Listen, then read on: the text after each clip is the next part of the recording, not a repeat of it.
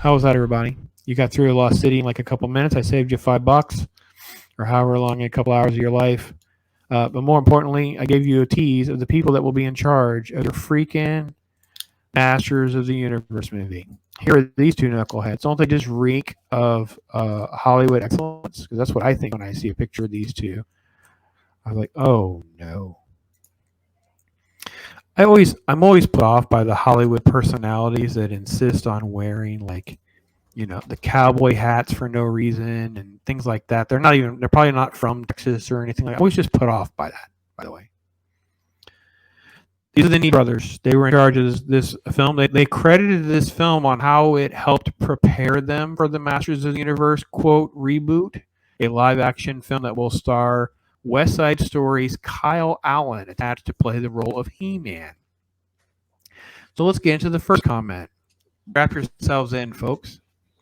He is such an incredible and emotion of vulnerability. He is just an amazing dramatic actor, and he's funny like Michael J. Fox. Like, he has the special thing, this energy that is rare in an actor. Then you add on top of that, he is trained like all forms of martial arts. Like he's a swordsman. He does parkour. He can do anything. So the amount of Jackie Chan style crazy action stuff we're going to be able to do in this movie is going to blow people away. Because they're going to have their main actor doing all that. They're going to have their main actor doing sword play. They're going to have their main actor doing parkour. They're going to have their main actor doing Jackie Chan style crazy action stuff. They're going to use funny him like Michael J. Fox. He's funny like Michael J. Fox. Loki, you're not being fair. Do you know what kind of insurance they're going to have on that set just to cover what they're going to have their main actor doing on set? You know that Jackie Chan got away with that shit because they didn't have any of those rules and regulations when they were filming. They didn't have to ensure their main actor didn't get hurt because the son of a bitch got hurt like every other scene. He'd hurt his wrist, he'd break his foot, he'd do all kinds of crazy shit and get hurt. But that Jackie just rode with it and did it anyway. If their main actor in this gets hurt, if this nobody that nobody's ever fucking heard of before gets hurt and gets injured, that's the end of their movie, or they're going to have to refilm all of his parts. That's going to be it. And no production company is going to insure him. No insurance company on earth is going to take that risk with a multi-million-dollar movie. They're just not.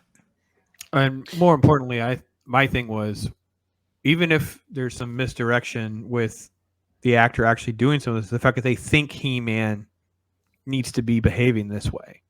Like, I don't remember Jackie Chan action and a Michael J. Fox sense of humor when I think of He-Man, but that is their perspective.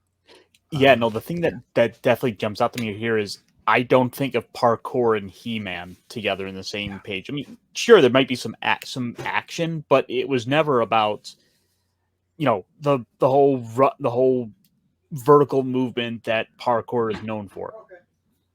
Yep. Absolutely. Hail to Gray from Wakazashi's Tea House and Pacific 414 hanging in here. He says, when I saw this trailer, my first thought was it looks like trash. Yes, Pacific, but remember, those people were in charge of He-Man. Yes, and did have a budget of $68 million to do The Lost City.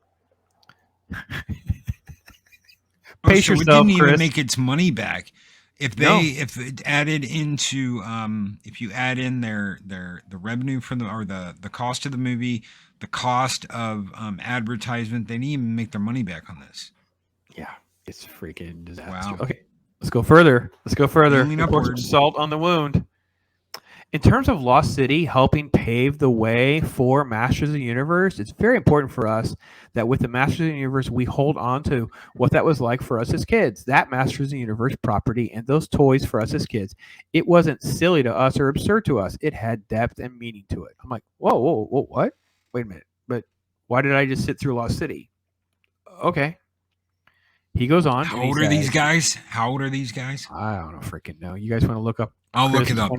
Go ahead. I'll look it up. There's one more paragraph, and this is where he contradicts everything I just read. Like that paragraph is like, okay, well, I don't get the connection of the silliness of Lost City preparing you for Masters of the Universe, even though I will admit you sound like a Masters of the Universe fan. You want to take it serious, but then you say, but what we don't want to do is lose the fact that this is wild and these are crazy characters and colorful, and that was part of the balancing act that we were trying to do with Lost City.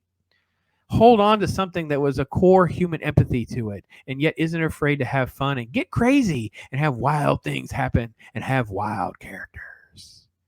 They liken the wild characters and crazy things happening of Lost City to how they envision Master of the Universe. Like the car rolling over a cliff, the cheesy suitcase gags, the assistant who's calling the old black lady a slut. Like this is...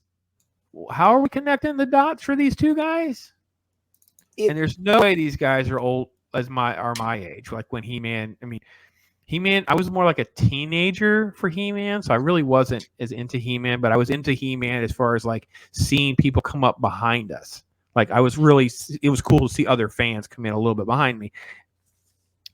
They look like they might be young enough that the 2000s remake of He-Man might be what they're referring to. That could be interesting to think of it that way. I didn't think of it that at all. Which, in all fairness, that one wasn't too bad. But really, ultimately, He-Man is all kinds of like gonzo craziness with like these fantasy swordsmen, crash spaceships, and it's on another planet, and all kinds of like Snake Man, and it should be all kinds of crazy stuff, but it needs to be able to take itself seriously. And based on the Lost City, they don't understand that aspect. Pacific's going to go there and just say He-Man's going to be a soy boy. Well, we saw this with the cartoon, right? We saw this with the Kevin Smith version. Like he's just basically deleted from the franchise, and when he exists, he's completely irrelevant. And then Zach says, "I don't know how this gets made." Well, I think that this is Paramount trying to we own this. It's been in development. We have this script. We have these guys. I don't know that they think of it as Lord of the Rings or, some big franchise for them, but I wouldn't be shocked that they kind of do, if that makes sense. Yeah. Yeah. I don't know.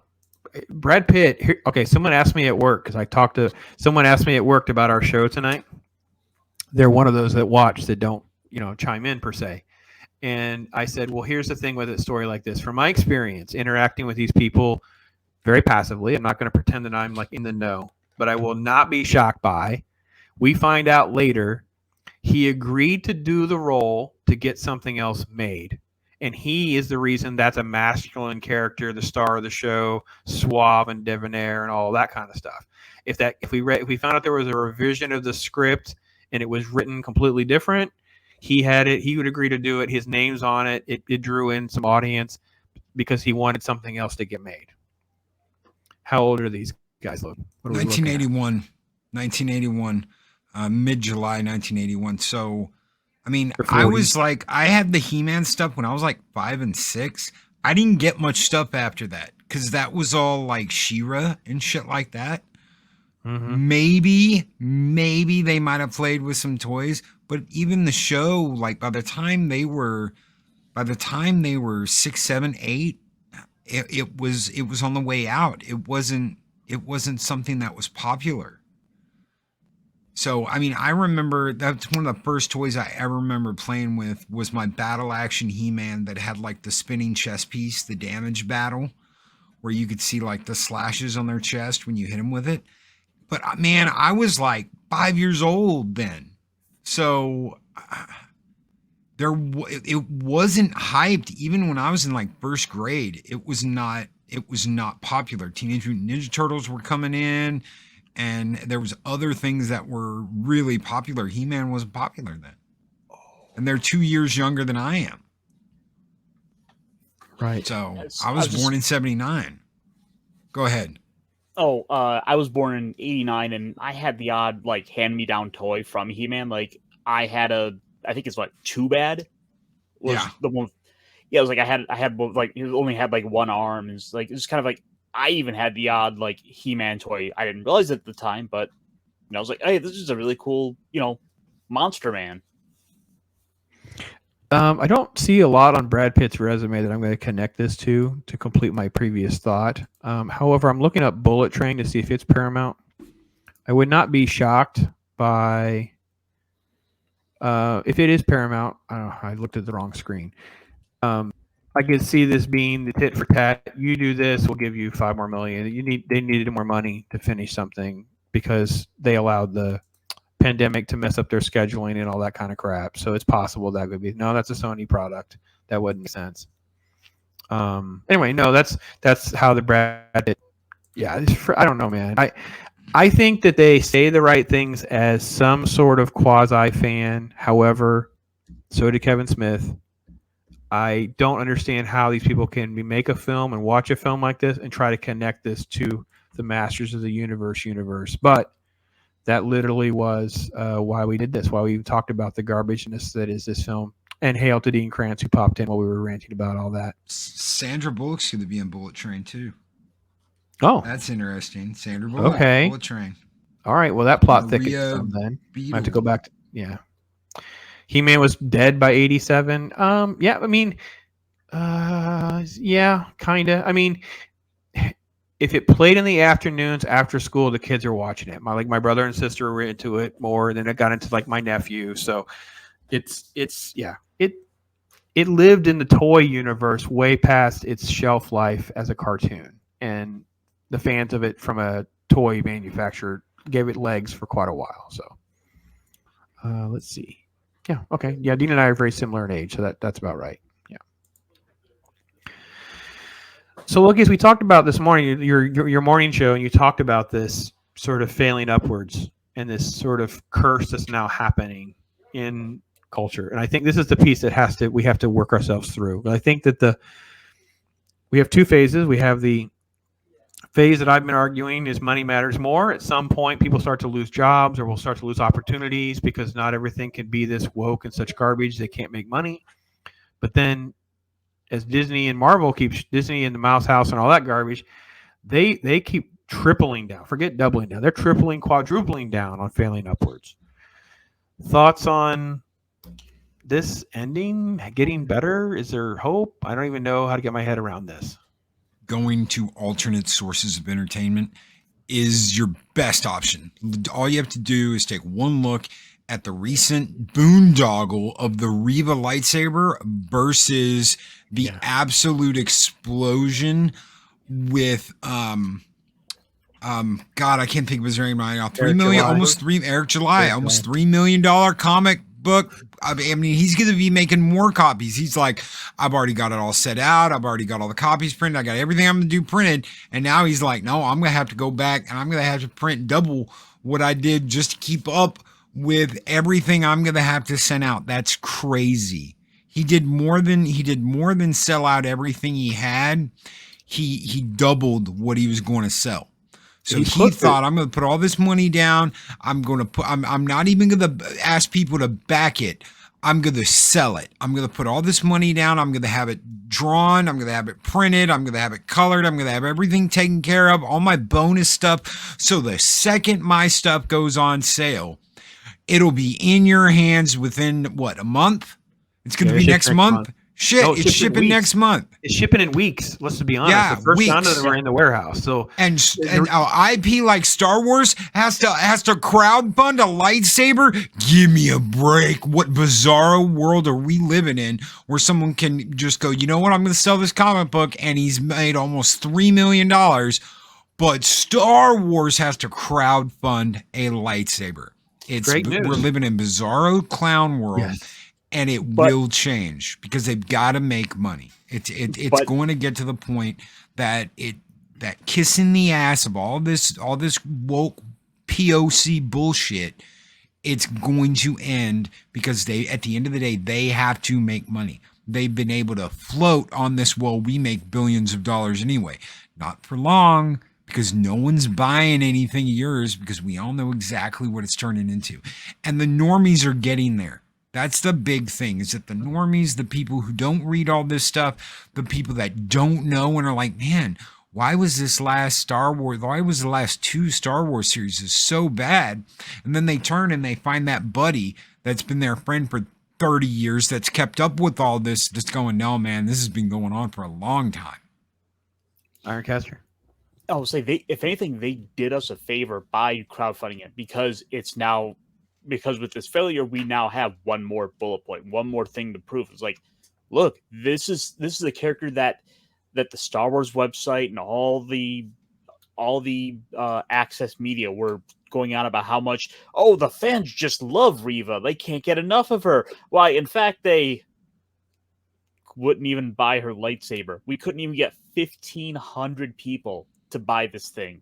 And Star Wars is a brand that is known to sell merchandise, sell toys. They sold empty cardboard boxes for Christmas of just with the promise of Star Wars toys. And they got away with it. They couldn't even sell this one. I got away with it. My wife did it this weekend. We were in a store and we walked down an aisle, and you know how sometimes the clearance will be on the end caps in some of these bigger stores, right? And it was all Pride stuff.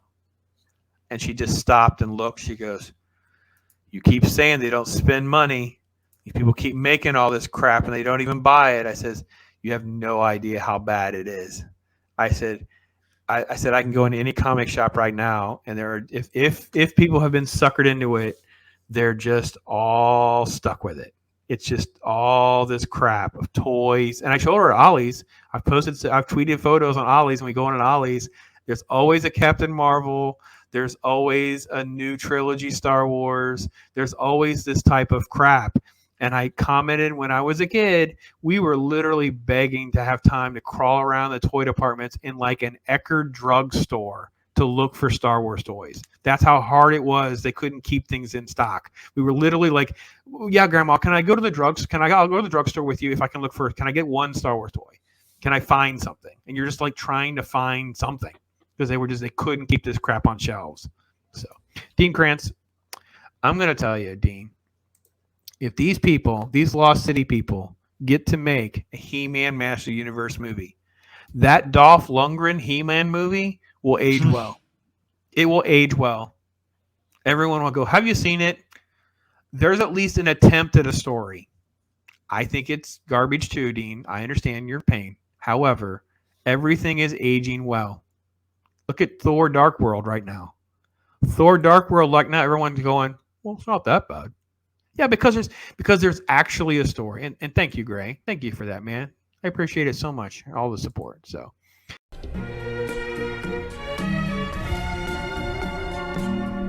Yeah. Right? And I'm not